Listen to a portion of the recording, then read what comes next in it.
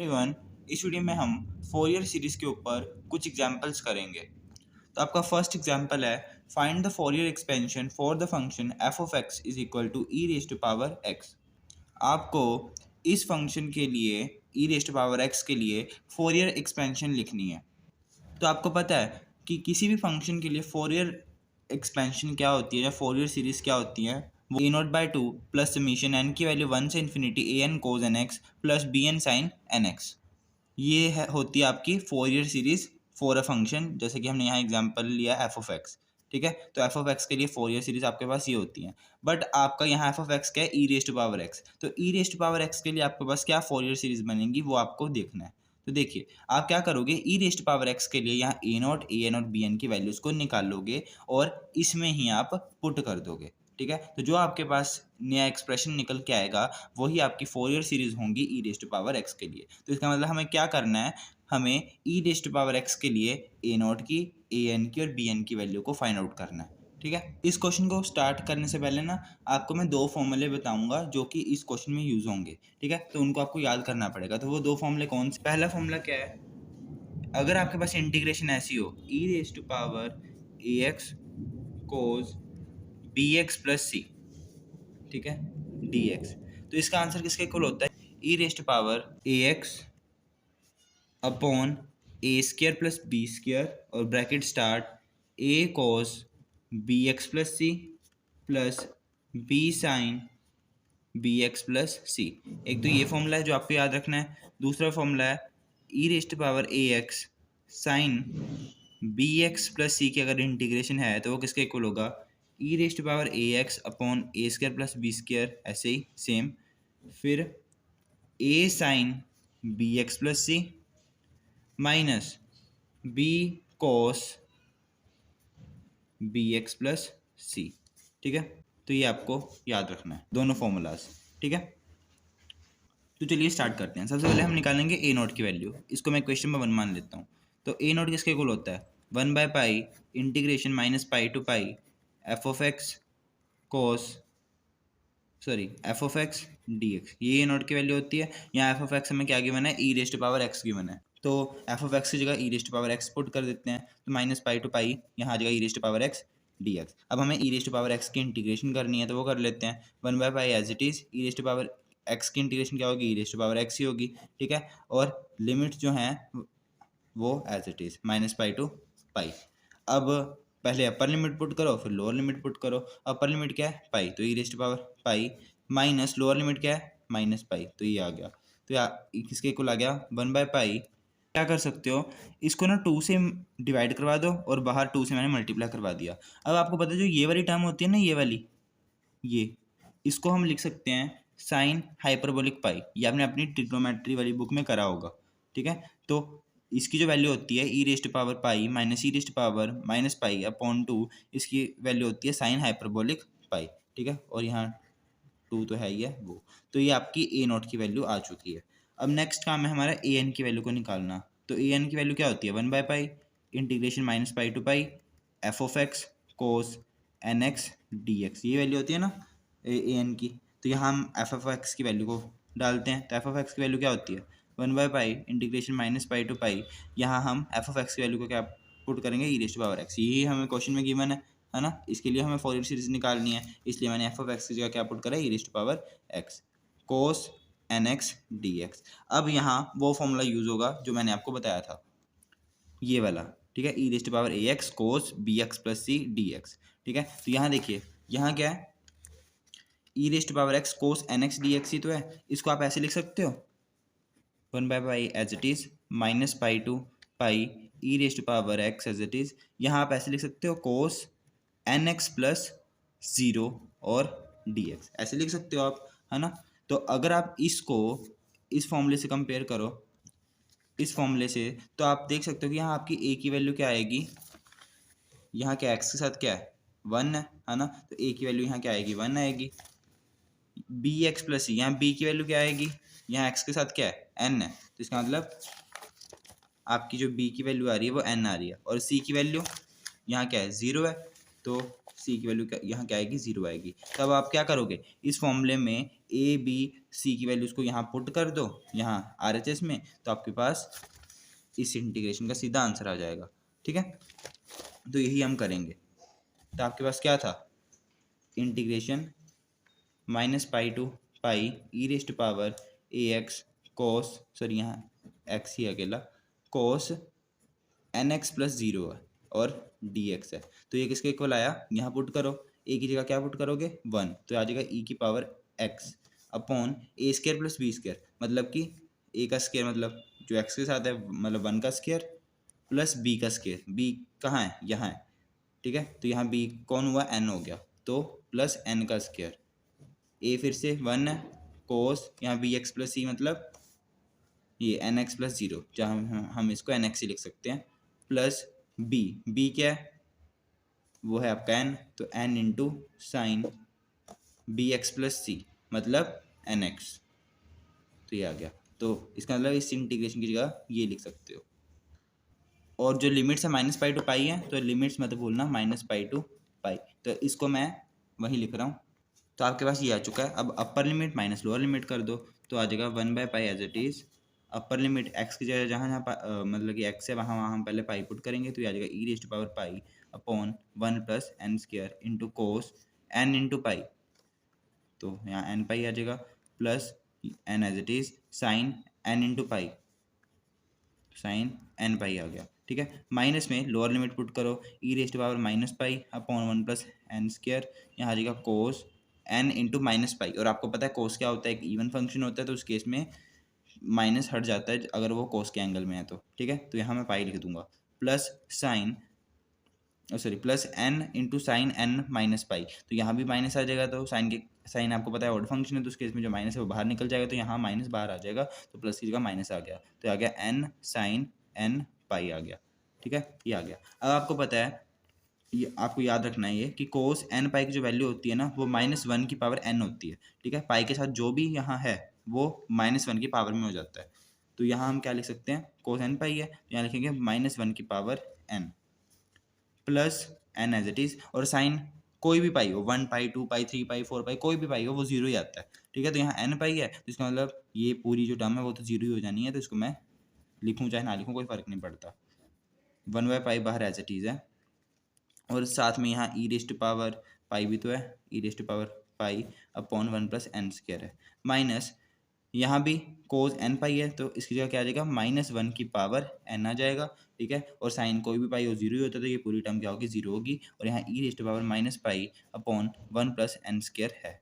अब देखो यहाँ से जो भी कॉमन आ रहा है उसको बाहर निकाल दो, क्या कॉमन आ रहा है, -1 की पावर एन कॉमन आ रहा है, यहाँ भी है यहाँ भी है, और 1 प्लस एन स्क्वायर यहाँ भी है यहाँ भी है। ठीक है, और बाहर 1/पाई तो लगा ही हुआ है, इजी, और ब्रैकेट में क्या बचा फिर आपके पास, e raise to power pi minus e raise to power -पाई बचा। तो यहाँ आपके पास क्या आ चुका है, ये आ चुका है। ठीक है, e raise to power pi minus e raise to power -पाई, और साथ में -1 की power n upon pi 1 plus n square. अब देखिए मैंने आपको मतलब कि यहाँ फिर से वही फॉर्मूला यूज़ होगा जो मैंने आपको बताया था कि यहाँ 2 से डिवाइड करा दो, 2 से मल्टीप्लाई करवा दो। अब इस पूरी चीज़ को हम क्या लिख सकते हैं, sign hyperbolic pi.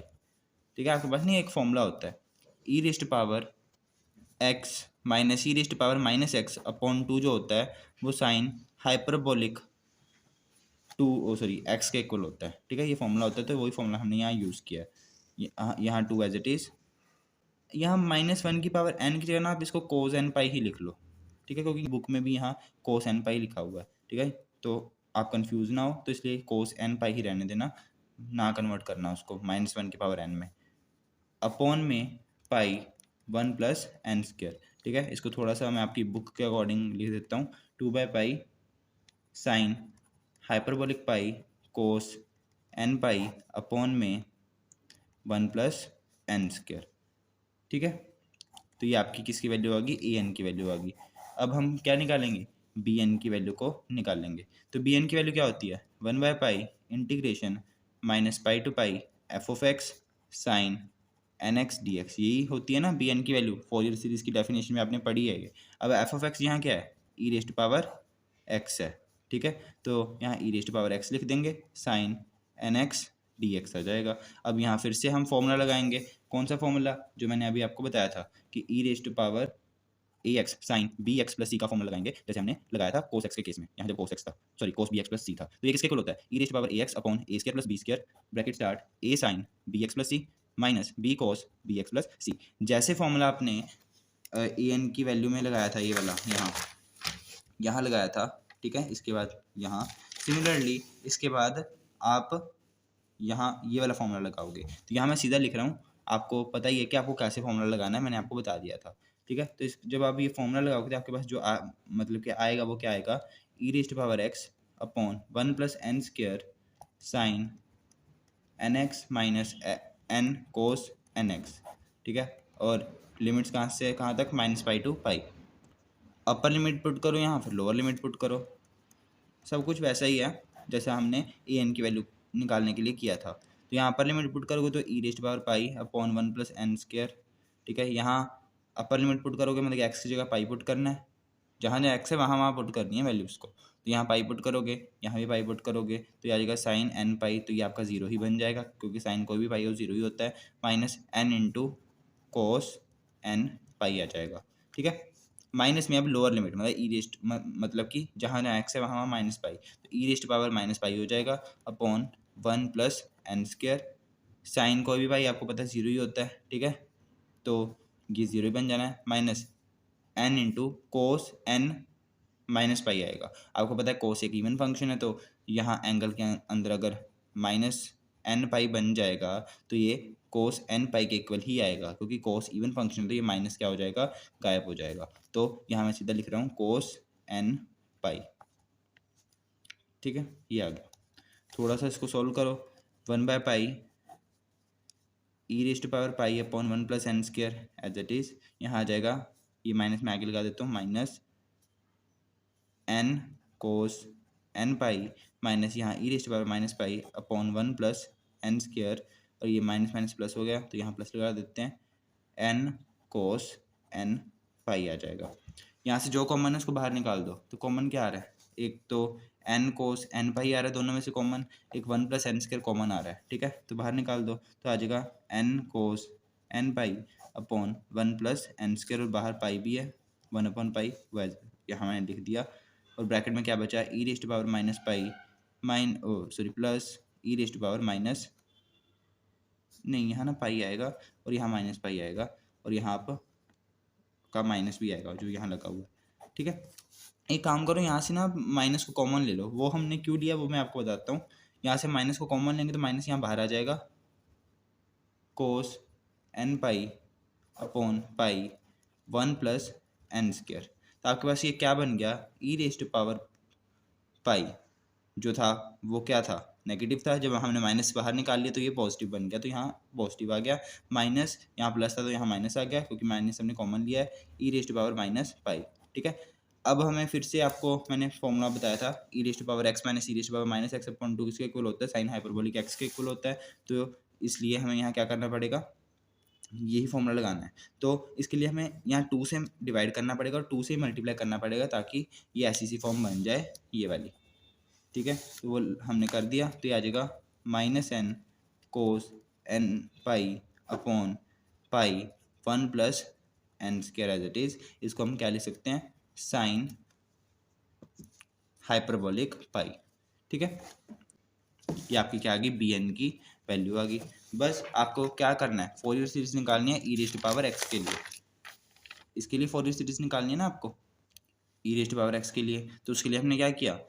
A not A N और बी एन की वैल्यूज़ को निकाला। अब आपका काम क्या है? जो आपने ए नॉट ए एन और बी एन की वैल्यूज़ को निकाला है उसको इस इक्वेशन नंबर 1 के अंदर पुट करना है, यही आपका काम है। तो पुट कर देते हैं। ए नॉट की वैल्यू मैं क्या पुट करूँगा? ये 2 by pi sine hyperbolic pi, a n की जो मैंने निकाल ली है और बी एन की जो मैंने निकाली यहाँ पुट करता हूँ, तो देखते हैं मेरे पास क्या आता है, ठीक है। और साथ के साथ यहाँ एफ ऑफ एक्स की जगह मैं ई रेस्ट पावर एक्स लिख दूंगा क्योंकि आपका एफ ऑफ एक्स क्या है? ई रेस्ट पावर एक्स ही है। आपके पास क्या आ गया? E raised power x is equal to a naught by 2 था ना आपका फोरियर सीरीज में, तो ए नोट की जगह हम क्या पुट करेंगे? जो हमारे पास वैल्यू आई है 2 by pi sine hyperbolic pi by 2, क्योंकि बाय में 2 भी है ना ए नोट के, इसलिए बाय में 2 ला दिया, प्लस में अब समीशन एन की वैल्यू 1 से इन्फिनिटी।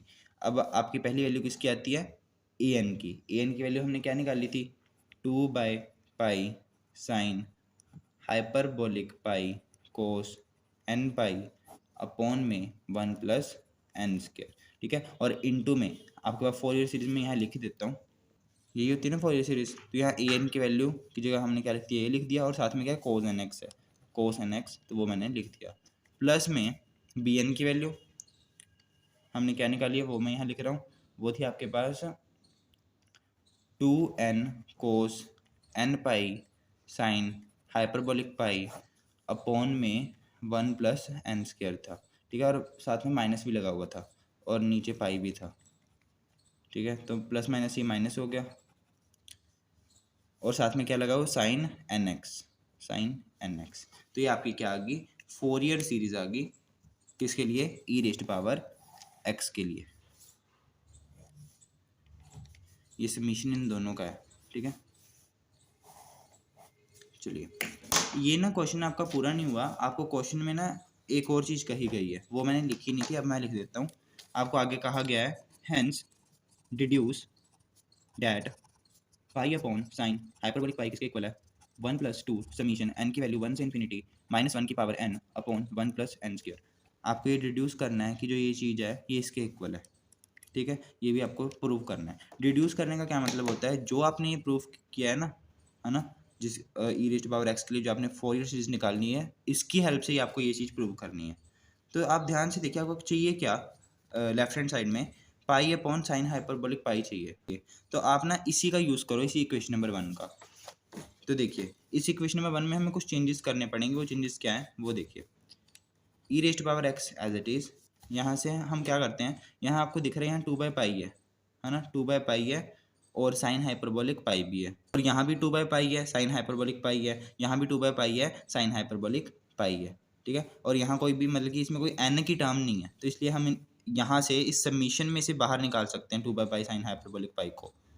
2/पाई साइन हाइपरबोलिक पाई को यहाँ हम समीशन के बाहर लिख सकते हैं, क्योंकि यहाँ कोई एन की टर्म नहीं है। समीशन आपका एन के लिए ना, एन की वैल्यू के लिए, एन इज इक्वल टू 1 से इन्फिनिटी के लिए, तो हम यहाँ आपको कोई एन की वैल्यू दिख, मैं क्या एन दिख रहा है, कोई नहीं दिख रहा, तो इसलिए हम इसको समीशन के बाहर निकाल देते हैं। समीशन के यहाँ भी बाहर निकाल देंगे, और यहाँ ये भी बाहर निकल जाएगा, और साथ के साथ हम इस पूरी टर्म में से, मतलब कि इस पूरी की पूरी, मतलब कि राइट हैंड साइड में से कॉमन ले लेंगे 2/पाई साइन हाइपरबोलिक पाई को, क्योंकि ये तीनों जगह है। तो आपके पास क्या बन जाएगा, 2/पाई साइन हाइपरबोलिक पाई, अगर आप यहाँ कॉमन ले लेते हो तो अंदर आपके पास बचेगा, यहाँ क्या बचेगा, 1+2 प्लस समीशन एन की वैल्यू 1 से इन्फिनिटी, यहाँ क्या बचेगा, कोस n pi upon 1+n² cos n x बचेगा। ठीक, ए 2/पाई साइन हाइपरबोलिक को हमने कॉमन निकाल लिया है, तो आपके पास बचेगा n cos n pi sine n x